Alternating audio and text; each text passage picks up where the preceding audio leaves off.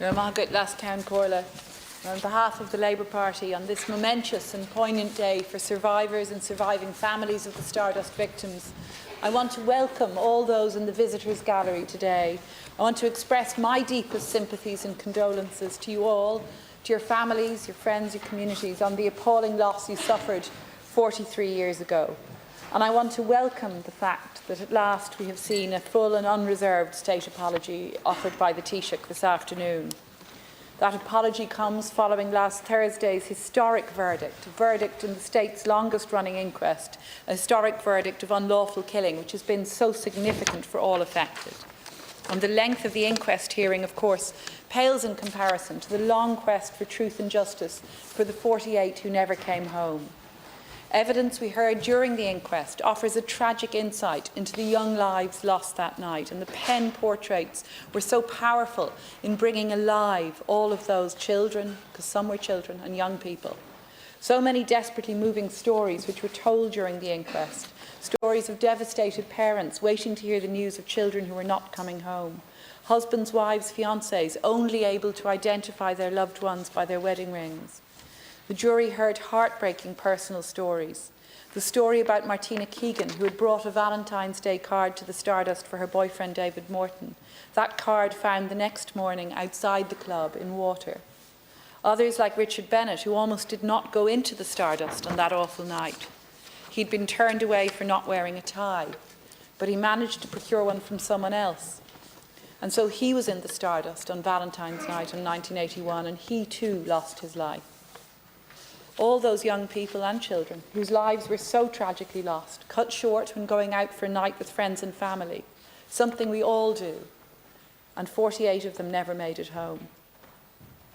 It's been commented before by others like Charlie Bird that were the majority of victims that night from another area of Dublin, those awful deaths, the awful tragedy might have been treated differently by the government of the day.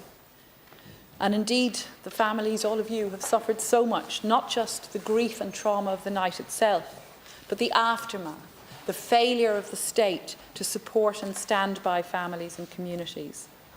Injustices like the payment of compensation to the Butterley family that others have mentioned. And the failure of the state and the sense of injustice has compounded the awful grief and trauma suffered by all the families. Nobody should be denied justice or have to endure the hardship and the state failures that we've seen unfolding in the years following the disaster. And we know the number of victims far exceeds those 48 who so tragically died. So many others were injured, so many families bereaved and devastated, so many first responders traumatised, so many physical and mental scars and impacts felt by so many. Surviving families have spoken so movingly of the devastating effect the tragedy has had on their lives, and so many have had to grapple for so long with the decades-long campaign for justice and for answers. And I want to pay particular tribute to one campaigner for justice, one of the campaigners for justice, a wonderful woman whom I've been privileged to know for many years, who lives in my own constituency in Dublin Bay South, Betty Bissett, whose family are from Ringsend in Irishtown, and whose 18-year-old daughter, Carol Bissett, was one of those who died so tragically in the Stardust. Speaking to Kitty Holland, Betty has told of how that night, the night of the Stardust tragedy, marked the day when she and her family found themselves in someone else's nightmare. She's spoken of how she wasn't allowed to go to see Carol, who was in hospital for 3 days before she died. And Betty has spoken of her devastation because she wasn't there to hold her hand and tell her how I love her, she said.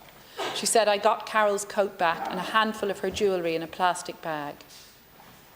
And that awful, awful indignity compounded the awful trauma suffered by the Bissett family and so many others. And I was in Betty's house. I was privileged to be there on Saturday with others and to hear directly from her about her enormous relief that a formal apology would at last be given in the Dáil this week, and that was after they had met with the Taoiseach along with the others.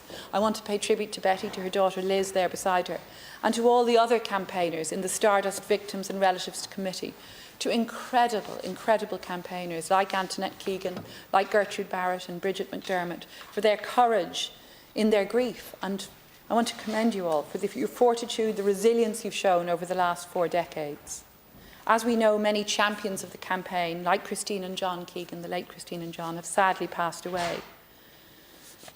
But I know so many of you, including Betty and Liz, have joined us in the gallery to watch today's proceedings, and we all hope you will have some comfort and some solace from today. But whatever consolation can be offered by this apology, and indeed by the important inquest verdict, this is more than 4 decades too late. And sadly, we know that over the years there was ample opportunity to address the awful suffering of survivors, and that active steps, indeed, were taken to evade accountability. The horrific deaths and injuries suffered at the Stardust were compounded by the disrespect and callous treatment of the families, and indeed by the flawed and deeply wrong conclusions of the Keane report. That cruel conclusion of arson, which cast such a dark shadow for far too long over the memories of 48 blameless young people and all the others there that night. And of course, we know that the later 2009 Coffey report, which at last rejected that arson finding, it was edited to remove a line accepting that a new inquiry is necessary if it is the only way of placing on the public record a finding that is based on evidence. But for a freedom of information request, it is likely that that important line in the report would never have come to light. And the effect of the deletion was that a full, robust and honest apology did not then issue in 2009 when it should have. And as others have said, we saw again a step back in 2017. As the saying goes, justice delayed is justice denied. And for all of you in the Stardust families, among the Stardust families and communities, justice has come very slowly. The true facts and the process leading to the holding of the inquest, that historic decision by then Attorney General Seamus Wolfe to hold a new inquest, these facts, as we know, were uncovered by your tireless campaigning, by survivors and surviving relatives, supported by individuals such as Charlie Bird, such as the campaigners like my former Labour colleague Tommy Bruin, who spoke so movingly in the Dáil in 2009 in the wake of the Coffey report, when he pointed out that in Artane, on some streets, every second house had a family connection to one of the tragic victims or survivors of the events. He said the scars relating to what happened that night are still deeply etched across our community and have been made worse by the appallingly shabby and at times almost inhuman way the Stardust victims and relatives have been treated.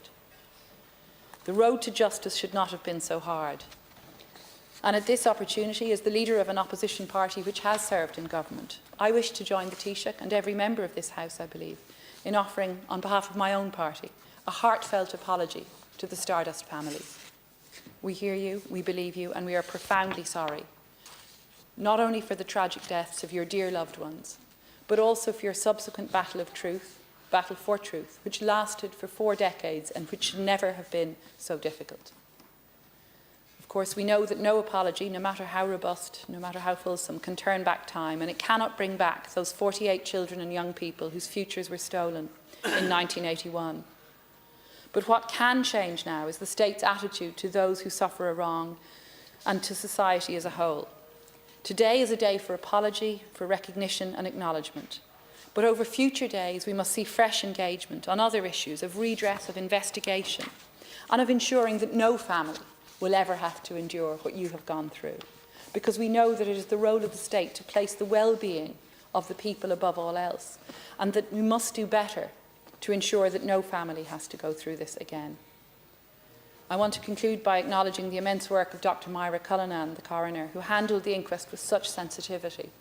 I want to again commend and pay tribute to all of you in the Stardust families and survivors. This day belongs to you. You fought so hard for the memory of your 48 loved ones, and I do hope today's apology will give you some closure.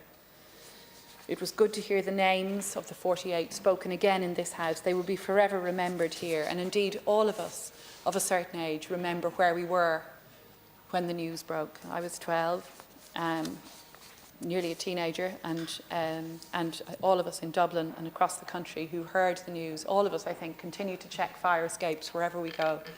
I'm now a mother of teenagers myself, and I can only imagine the horrific heartbreak you are still enduring so many years on. We are truly sorry. You have suffered such appalling loss. Thank you.